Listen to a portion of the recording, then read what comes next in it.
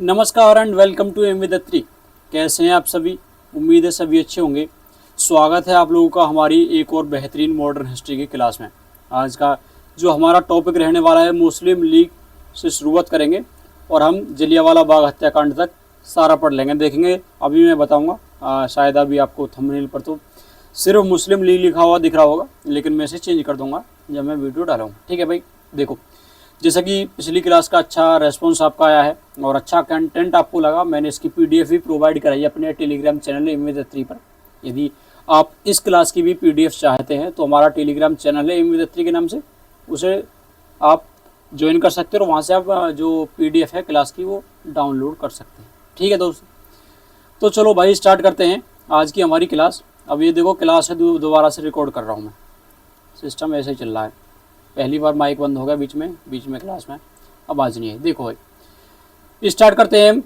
पहला हमारा जो टॉपिक है आज का वो रहेगा मुस्लिम लीग। देखो, हम पूरा बेहतरीन तरह से पढ़ेंगे, पूरा बेहतरीन तरीक़ा से पढ़ेंगे ताकि आपको अच्छे से समझ में आए। और आपको भी क्या करना है, इस क्लास को कंप्लीट देखने के बाद एक बार जो है जो पीडीएफ जैसे ही मैं इसे डालूंगा तो एक बार सरसरी निगाह इस पर भी डाल लेंगे।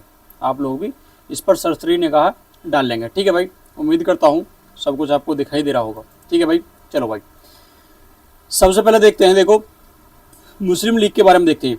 मुस्लिम लीग की जो स्थापना है वो होती है 1906 में। कब होती है? 1906 में होती है। ये जो ब्रिटिश राज में बनी एक राजनीतिक पार्टी थी। ठीक है जी। इसका क्या उद्देश्य था? इसका उद्देश्य था कि भारतीय मुसलमानों के जो अधिकार हैं उनकी रक्षा करना। और लेकिन यह बाद में पाकिस्तान के गठन में महत्वपूर्ण भूमिका इसने निभाई। इसका जो गठन का जो उद्देश्य था, जो गठन हुआ था, उसका उद्देश्य था कि भारत में जितने भी मुस्लिम रह रहे हैं उनके अधिकारों की हम रक्षा करें। ठीक है जी। लेकिन बाद में इसी के कारण, इसी कम जो आपकी पार्टी है, इसी के कारण जो है पाकिस्तान का विभाजन होता है। ठीक है, जो कि आतंकवाद के टुकड़ों पर वर्तमान में पड़ रहा है और भारत ने उसकी लेनी कर रखी है। ठीक है, चलो।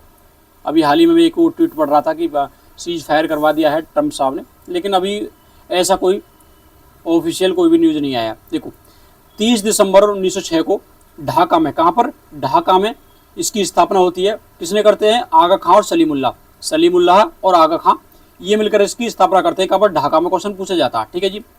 लखनऊ में जो मुस्लिम लीग का जो मुख्यालय खोला गया था, हेडक्वार्टर कहाँ पर खोला गया था? हेडक्वार्टर कहाँ पर खोला गया था? ये लखनऊ में खोला गया था। हेडक्वार्टर भाई इसका लखनऊ में खोला जाता है। ठीक है, देखो इसका क्या सफलता थी? 1909 में पार्लियामेंट्री सुधार के तहत प्रत्यक्ष निर्वाचन जो मंडल की मांग करते हैं और लेकिन मिल जाता है। ठीक है जी। 1909 का जो पार्लियामेंट्री सुधार होता है उसके तहत प्रत्यक्ष निर्वाचन मंडल की, मतलब इनके लिए प्रत्यक्ष निर्वाचन, इनके लिए मतलब सीट जो थी वो रिजर्व कर दी जाती है। वो क्या है?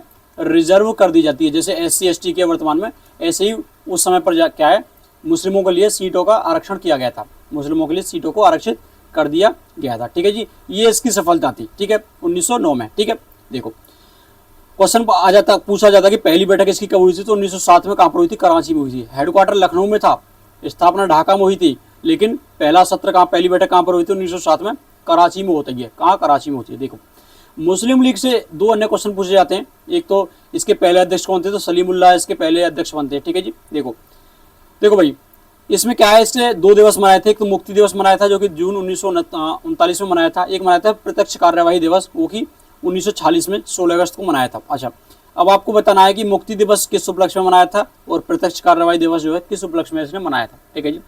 जो प्रत्यक्ष कार्यवाही दिवस में तो काफ़ी ज़्यादा जो सांप्रदायिक हिंसाएं होती थी पूरे देश में। ठीक है, आप इसका बताओ मुक्ति दिवस किस डेट को मनाया था? ठीक है भाई, किस उपलक्ष्य में मनाया था, किस डेट को मनाया था? देखो भाई, अगला आ जाता है हमारा अगला टॉपिक है दिल्ली षड्यंत्र केस। दिल्ली षड्यंत्र केस, इससे आपके क्वेश्चन पूछे जाते हैं। देखो, दिल्ली षड्यंत्र केस क्या था? दिल्ली लाहौर षड्यंत्र के नाम से भी इसे जाना जाता है। दिल्ली षड्यंत्र केस को दिल्ली लाहौर षड्यंत्र के नाम से जाना जाता है। क्या होता है, आपको पता है कि 1911 में जब दिल्ली दरबार का आयोजन किया जाता है तो 2-3 निर्णय लिए जाते हैं। एक तो जो राजधानी थी उसे जो है कोलकाता से उठाकर कहाँ पर लाया गया था? कोलकाता से दिल्ली। मतलब 11 में घोषणा कर दी जाती है, 12 में आती है। वहीं पर आपके जो बंगाल का जो विभाजन था वो रद्द कर दिया जाता है। इसी प्रकार की कई घोषणा की जाती है। ठीक है जी। देखो, क्यों राजधानी परिवर्तित की गई थी? क्योंकि कोलकाता क्या है, भारत के पूर्वी छोर पर है। ठीक है जी। लेकिन एक दिल्ली क्या है, लगभग केंद्र में पड़ती थी। यहाँ से पूरा भारत है जो कंट्रोल किया जा सकता था अंग्रेजों के द्वारा। ठीक है जी। देखो, 1911 में घोषणा की गई थी और 1912 में लेकर आए थे। अब 1912 में जब लेकर आए थे, उस समय के तत्कालीन जो वायसराय थे, लॉर्ड हॉर्डिंग थे, उनको क्या था, वो हाथी घोड़ों के साथ आ रहे थे। देखो यहाँ पर जैसे दिख रहा है आपको, ढोल वगैरह बज रहे हैं, पूरे बैंड के साथ में ये आए थे, ठीक है। अब जो राष्ट्रवादी नेता थे, राष्ट्रवादी मतलब जो जैसे भगत सिंह वगैरह थे, ठीक है भाई, ये जो थे, इन्हों को क्या है, ये चीज़ अच्छी नहीं लगी, तो इन्होंने क्या काम किया, लॉर्ड हॉर्डिंग पर बम फेंक दिया। इसमें घायल हो गए, लेकिन जो जीवित बच गए, उनका जो महावत था, महावत जो हाथी चलाता है, हाथी का जो कह सकते हो, ठीक है, जो चलाता है वो महावत था वो, लेकिन महावत की मृत्यु हो जाती है, ठीक है जी। तो ब्रिटिश भारत की राजधानी कलकत्ता से दिल्ली में स्थानांतरित होने के अवसर पर यह घटना होती है, ठीक है जी। इस पर क्या है, 23 दिसंबर 1912 को हॉर्डिंग पर चांदनी चौक, जो वर्तमान में चांदनी चौक है, ठीक है जी, वहाँ पर एक जुलूस को दौरान बम फेंक दिया। ये पूरे दिल्ली में चक्कर लगा रहे थे हाथी पे बैठ के, इन पर क्या बम फेंक दिया गया। इस जो षड्यंत्र का जो नेतृत्व कर रहे थे, वो कर रहे थे रासबिहारी बोस, ठीक है जी, और इसमें बंगाल पंजाब के क्रांतिकारी इसमें शामिल थे। इन सभी क्रांतिकारियों ने क्या काम करा, हॉर्डिंग पर बम फेंक दिया, ठीक है जी। हॉर्डिंग तो बच गया। रासबिहारी बोस को गिरफ्तार, रासबिहारी बोस क्या थे, ये तो गिरफ्तारी से बच जाते हैं, ये तो गिरफ्तारी से बच जाते हैं, जापान भाग जाते हैं यहाँ से, ठीक है जी। और वहाँ जाकर 1942 में इंडियन इंडिपेंडेंट लीग की जो स्थापना कहते हैं, इंडियन इंडिपेंडेंट की स्थापना करते हैं, और जापान में ही भारत माता समिति की स्थापना करते हैं, ठीक है जी, जो नीलकंठ ब्रह्मचारी और जो वेंची अय्यर के साथ में, ठीक है जी। अच्छा, लेकिन जो गिरफ्तार किए जाते हैं, उन पर जो केस जो चलता है वो दिल्ली षड्यंत्र केस के नाम से चलता है। उन सभी पर जो केस चलता है वो दिल्ली षड्यंत्र केस के नाम से चलता है, क्वेश्चन पूछा जाता है, ठीक है जी। लॉर्ड हॉर्डिंग पर जिसमें बम फेंका गया था, राजधानी स्थानांतरित कर रहे थे, ये उत्सव के साथ आ रहे थे, तो इनका स्वागत किया था अपने तरीका से क्रांतिकारियों ने। तो इन पर जो केस चला था वो क्या है, इस नाम से चला था, दिल्ली षड्यंत्र केस के नाम से चलाया गया था भाई, ठीक है भाई। मैं उम्मीद करता हूँ कि आपको साफ दिखाई दे रहा होगा, ठीक है भाई। चलो अगला देख लेते हैं। अब शायद चल रहा है, माइक का बड़ी समस्या है, ये क्या वायरलेस माइकों से। देखो आगे देखते हैं रोलट एक्ट, रोलट एक्ट देखते हैं, उसके बाद जलियांवाला बाग हत्याकांड देखेंगे। रोलट एक्ट से क्योंकि निकल के आता है। देखो कुचले गए जो गदर षड्यंत्र थे, अफगानिस्तान में राजा महेंद्र प्रताप ने काबुल मिशन की जो उपस्थिति, यानी बेल्सविया रूस से संभावित संबंधों के साथ, और विशेष रूप से पंजाब, मतलब जगह जगह क्या अस्थायी सरकारों का गठन किया गया था, ठीक है जी। अच्छा, इन्होंने क्या काम किया था, इनके जो एंग्लो मिस्र के न्यायाधीश थे सिडनी रोलट की अध्यक्षता में एक राजद्रोह समिति की नियुक्ति की गई थी, एक समिति बनाई गई थी सिडनी रोलट की अध्यक्षता में। रोलट एक्ट मतलब इसमें क्या हुआ, एक ऐसे कानून को इसमें वरीयता दी गई थी जिसे काला कानून कहा गया था। 1919 में ब्रिटिश सरकार के द्वारा पारित एक कानून था। इसका उद्देश्य क्या था कि भारत में जो राष्ट्रीय आंदोलन थे उन्हें सबक कुचलना। इसमें क्या था, बिना किसी कारण बताए, ना अपील, ना वकील, ना दलील की जो संज्ञा से दी जाती है, तो ये किसी को भी बंदी बनाया जा सकता था, ठीक है जी। ब्रिटिश शासन को मजबूत करना था। यह कानून भारतीय स्वतंत्रता आंदोलन के एक महत्वपूर्ण मोड़ था, क्योंकि इसने ब्रिटिश सरकार के दमनकारी नीतियों के खिलाफ व्यापक विरोध का जन्म दिया था। देखो इसमें क्या था, इसमें जब प्रेस पर पूर्ण रूप से प्रतिबंध लगा दिया गया, बिना वारंट के गिरफ्तारी कर सकते थे, बिना मुकदमे के अनिश्चित काल के लिए नजरबंद किसी को भी किया जा सकता था, ठीक है जी। राजनीतिक कृत्यों के लिए कैमरे के सामने जो जूरी के बिना सुनवाई का प्रावधान था, मतलब जो उनके पास जो है, जो आपके कह सकते हैं जजों के पास जो है, बिना कैमरे के सामने जूरी के बिना, ठीक है जी, सुनवाई का ये था। मुकदमे इस्तेमाल किए गए, तरह तरह के आरोप लगाए गए, ठीक है जी। इसमें क्या था, जो भी क्रांतिकारी दिखता था उसे पकड़ के बंद कर देते थे, ठीक है जी। और रोलट एक्ट जिसे काला कानून से कहा गया, ठीक है जी। अब इसी रोलट एक्ट के विरोध में क्या है, जलियांवाला बाग में, अमृतसर के जलियांवाला बाग में, ठीक है जी, जिसे जो जलियांवाला बाग हत्याकांड है, अमृतसर हत्याकांड के नाम से भी जाना जाता है। 13 अप्रैल 1919 को उसी के विरोध में जो है जलियांवाला बाग में इकट्ठे हो रहे थे लोग, जिसमें रोलट एक्ट और भारतीय स्वतंत्रता समर्थक थे, कार्यकर्ता सैफुद्दीन किचलू और सत्यपाल गिरफ्तार पहले कर दिए गए थे। तो उनकी गिरफ्तारी में जो पंजाब के दो बड़े राजा जो नेता थे, सैफुद्दीन किचलू और सत्यपाल, ठीक है जी, इनकी गिरफ्तारी के विरोध में जो वार्षिक बैसाखी मेला जैसा लगता है, बैसाखी मेले के दौरान ब्रिटिश भारत के पंजाब के अमृतसर में इसमें भारी भीड़ जमा होती है। ये क्या है, तो इसमें क्या था, ये तीन ओर से क्या है, इसमें घर बने होते, आपको पीछे दिख रहा होगा। सिर्फ एक इसका रास्ता था, सकरा रास्ता, ठीक है, ये एक सकरा रास्ता था, उसे घेर लेते हैं, ठीक है। ये उनकी स्मृति में एक बनाया गया है, ठीक है जी। देखो सार्वजनिक सभा के जवाब में एक सार्वजनिक सभा कर रहे थे, ठीक है, इन्हें पता चला, तो अस्थायी ब्रिगेडियर थे जनरल ओडायर थे, ब्रिटिश भारतीय सेना के गोरखा और सिख पैदल सेना रेजिमेंट के साथ, ये लोगों को घेर लेते हैं और जलियांवाला में से केवल एक तरफ से बाहर में अभी बताया था, बाकी 3 तरफ से क्या है, इसके घर बने हुए थे, घर बने हुए थे, ठीक है जी। मतलब यहाँ पर क्या है, जनसंख्या रहती थी, घर बने हुए थे, बाकी ये एक ही इसका रास्ता था, एक रास्ता था। इसने क्या वही रास्ता जाकर घेर लिया, ठीक है जी। 3 तरफ से इमारत घिरी थी, मैंने आपको बताया था, ठीक है जी। और इन्हें भीड़ पर गोली चलाने का आदेश देते, जिसमें लगभग 379 से लेकर 1500 या उससे अधिक लोगों की जान गई थी, जान इसमें गई थी। इसी में उधम सिंह आपने सुना होगा, उधम सिंह के पिता की भी सुना जाता है, जैसे हम पढ़ते हैं, उनकी मृत्यु हो जाती है। तो उधम सिंह क्या है, इसका बदला बाद में ले लेते हैं जनरल डायर को मारकर, उधम सिंह, ठीक है भाई। चलो अब आगे देखेंगे। अब ये जलियांवाला बाग हत्याकांड हुआ, इसका विरोध किया गया। अब देखो कुछ नेताओं ने क्या, बड़े नेताओं ने उपाधियां त्याग दी, जैसे कि रविंद्रनाथ टैगोर थे, उन्होंने नाइटहुड की उपाधि त्याग दी। जमुनालाल बजाज ने राय बहादुर की उपाधि त्याग दी। वहीं शंकर नारायण थे, उन्होंने वायसराय की कार्यकारिणी जो समिति है उससे इस्तीफा दे दिया था। वहीं पर इसकी जांच के लिए जब विरोध हुआ था, इसकी जांच के लिए मांग की गई, तो सरकार ने हंटर कमीशन का गठन किया था इस घटना की जांच के लिए, ब्रिटिश सरकार के द्वारा, ठीक है जी। इसमें लेकिन डायर पर कोई भी कार्रवाई नहीं की गई, लेकिन ठीक है जी, लेकिन निंदनीय बताया था, ठीक है जी। जो डायर ने कार्रवाई की थी उसने निंदनीय बताया था, लेकिन डायर पर कोई भी कार्रवाई इसके तहत नहीं की गई थी, ठीक है। इस पर फायदा ही क्या हुआ इस कमेटी का, जांच आयोग का। मालवीय कमेटी थी, मालवीय कमेटी कांग्रेस के द्वारा बनाई गई थी, मदन मोहन मालवीय, क्योंकि देख हंटर आयोग ये बता रहा था कि कुछ ही लोगों का 60-70 का ये इतनी मृत्यु हुई है, लेकिन ज़्यादा की हुई थी, तो मालवीय कमेटी बनाई गई थी कांग्रेस के द्वारा, मदन मोहन मालवीय की अध्यक्षता में। मदन मोहन मालवीय को महामना की उपाधि दी गई थी गांधी जी के द्वारा, ध्यान रखना। क्वेश्चन पूछा जाता है कि महामना के नाम से कैसे जाना जाता है मदन मोहन मालवीय को, और ये उपाधि किसने उन्हें दी थी, ठीक है जी। किसने दी थी, किसने दी थी, गांधी जी ने दी थी, ठीक है भाई। चलो अब आगे चले भाई, चलो अगला हमारा देखो, आगे आ जाता है स्वराज पार्टी। स्वराज पार्टी से संबंधित पढ़ लेते हैं, इससे क्वेश्चन बनते हैं, ठीक है। मैंने ऐसे टॉपिक ले लिया छाट कर जो भी बचे हुए हैं अब तक। तो इसकी स्थापना 1 जनवरी 1923 को होती है। CR दास और मोतीलाल नेहरू ने की थी इलाहाबाद में। कहाँ पर की थी, प्रयागराज इलाहाबाद में की थी, ठीक है भाई। चलो स्वराज पार्टी ने क्या है, ये देखो इसका गठन क्यों किया जाता है, क्योंकि देखो इस समय पर क्या होता है, 1923 के आसपास जो आपका जलियांवाला बाग होता है, लेकिन असहयोग आंदोलन बाद में चलता है। असहयोग आंदोलन वापस ले लिया जाता है, गांधी जी को दोबारा से जेल में डाल दिया जाता है, ठीक है जी। गांधी जी छूट कर आते हैं, तो इसमें कांग्रेस ने जो आगामी चुनाव थे उसमें भाग लेने से मना कर दिया, भाग लेने से जो है मना कर दिया कि हम इसमें भाग नहीं लेंगे। लेकिन कुछ नेता थे जो भाग लेना चाहते थे, तो उन्होंने स्वराज पार्टी का गठन किया था।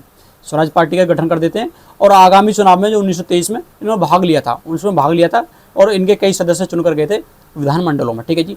1925 में सॉरी, विट्ठल भाई पटेल है, वो केंद्रीय विधानमंडल में चुनने वाले पहले भारतीय थे। क्वेश्चन पूछा जाता है कि केंद्रीय विधानमंडल में चुनने वाले पहले भारतीय कौन थे, तो विट्ठल भाई पटेल थे। कौन थे भाई, विट्ठल भाई पटेल थे, ठीक है भाई।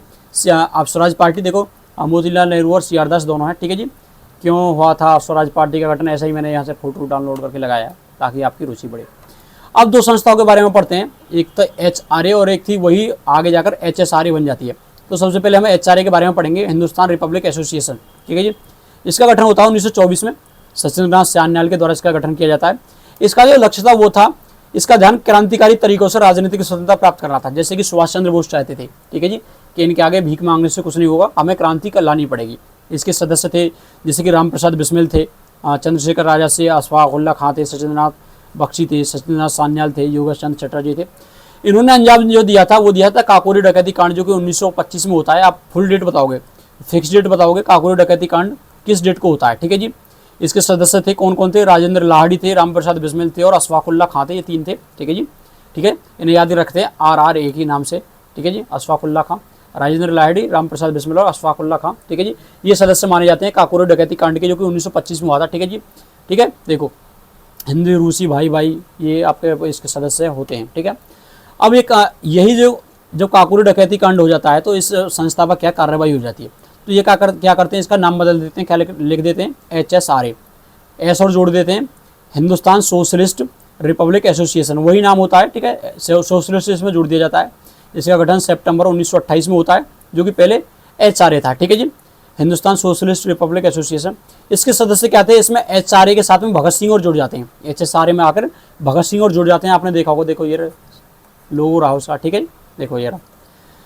घटना इसमें क्या होती है, सैंडर्स की हत्या हो जाती है। सैंडर्स की हत्या क्यों करते हैं ये लोग, आपको पता है, जब भारत में वो आया था, क्या साइमन कमीशन भारत आया था, तो उसके विरोध में जगह जगह रैलियां निकाली गई थी, समझिए, साइमन कमीशन वापस जाओ, साइमन कमीशन वापस जाओ।